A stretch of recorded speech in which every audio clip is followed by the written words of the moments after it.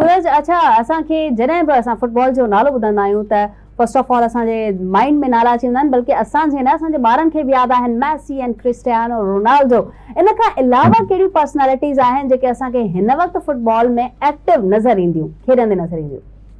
ॾिसो खोड़ सारा नाला आहिनि जंहिंमें जस्टिन क्रिस्टियानो है ऐं इन खां अलावा जेका आहे रोनाल्डीनो जेको आहे ब्राज़ील जो, उहो वॾो खिलाड़ी आहे। ऐं इन खां अलावा ॿिया बि खोड़ सारा हर मुल्क मां तक़रीबन इंग्लैंड जा खोड़ सारा खिलाड़ी आहिनि जेको ॾाढा मक़बूल आहिनि पूरी दुनिया में, फुटबॉल जी दुनिया में। त मूंखे लॻे थो त असांजे जेका ॿारनि रोनाल्डो ऐं मेसी खे वधीक इन करे पसंदि कयो वेंदो आहे छाकाणि त हुननि जी जेका परफॉर्मेंस आहे दुनिया में उहो नुमाया आहे। ऐं शायदि इहो वर्ल्ड कप जेका आहे मेसी जो आख़िरी भी हुजे, इहो भी जेका आहे ॻाल्हि हलनि थो शायदि मेसी एॾो वॾो नालो हुजे इहो वर्ल्ड कप आख़िरी वर्ल्ड कप हुजे।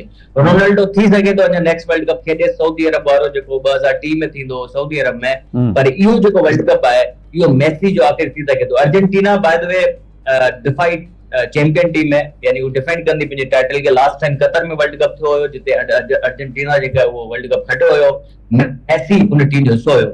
हिन दफ़े रोनाल्डो जी टीम थी खटे पुर्तगाल या अर्जेंटीना वरी जेका डिफेंड करण में कामयाब थी थिए, इहो वॾो पहिरां मुक़ाबलो थींदो। ऐं मज़े जी ॻाल्हि इहो आहे एॾा वॾा ॿ नाला आहिनि, कॾहिं बि कंहिं वर्ल्ड कप में आम्हूं साम्हूं कोन आया आहिनि। अञा बि कॾहिं बि कंहिं वर्ल्ड कप में अर्जेंटीना ऐं जेका आहे पुर्तगाल आम्हूं साम्हूं कंहिं वर्ल्ड कप में कोन आई आहे। इहो हिकिड़ो वॾो फैक्ट आहे।